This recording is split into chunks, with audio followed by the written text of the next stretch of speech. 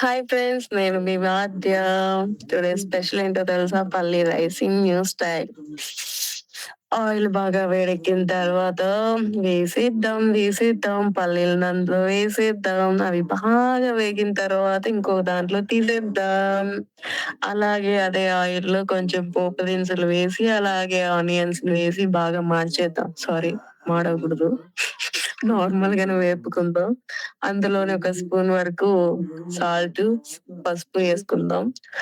అవి బాగా ఏగిన తర్వాత సేమ్ టమోటాలని అందులో కట్ చేసి ఏసేసుకొని, ఆ టమోటాలు గూడా బాగా వేగిపోవాలి. ఏగిపోయిన తర్వాత ముందుగా రెడీ చేసి పెట్టుకున్నాం కదా పల్లీలు. ముందు తగినంత కారమేసుకొని, ఆ పల్లీలని అందులో వేసుకొని బాగా కలిపేసుకుందాం. కలిపినవి కర్రీలో వేడి వేడి అన్నాన్ని వేసుకొని, అలా కలుపుకొని తింటే ఉంటుంది చూడు. నేనైతే కొత్తగా ట్రై చేశాను.